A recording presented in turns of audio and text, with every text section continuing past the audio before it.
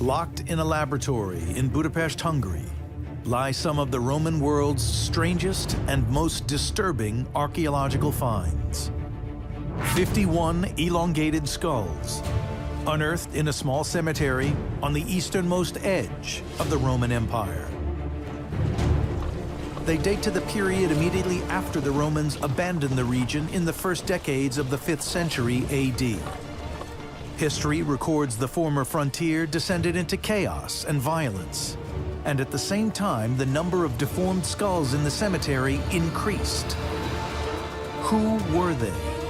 And is there a connection between these skulls and the turbulent times in which they were buried? Experts believe a clue can be found in other similarly shaped skulls. This is a phenomenon that we see across the world and throughout human history. Matt Velasco has spent years investigating these mysterious skulls. And not surprisingly, he's encountered a host of colorful conspiracy theories about these strangely shaped ancient remains. It's not uncommon to hear references to extraterrestrials when one encounters an elongated skull, but in fact, this is a quintessentially human practice that we have evidence of throughout our history.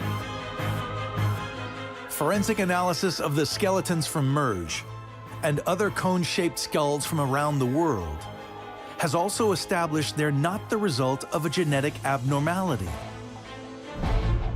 These strangely shaped skulls are the product of human intervention. Ridges on the skulls of the people from Mozs suggest their heads had been tightly wrapped and deliberately deformed. More disturbingly, this had to have been started when these individuals were babies. Head shaping must happen during a critical window in infancy, when the bones of the skull have not yet fused and are quite malleable and can be reshaped.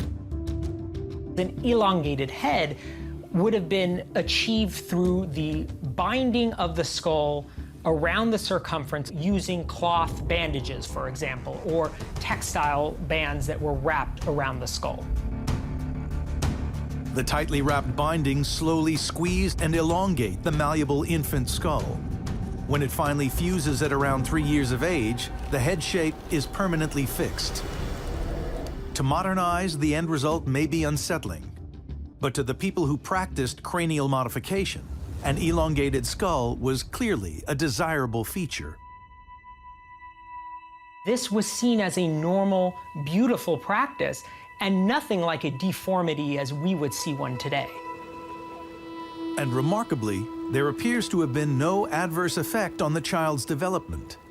While it may have been bothersome for a squirming child, it probably didn't significantly, if at all, influence their likelihood of survival. Skull shaping has been found around the globe and throughout history. People separated by thousands of miles and thousands of years created identical-looking skulls. The question is, why? What connects these distant societies? What compelled people like those in Mozs to take such a drastic, irreversible step?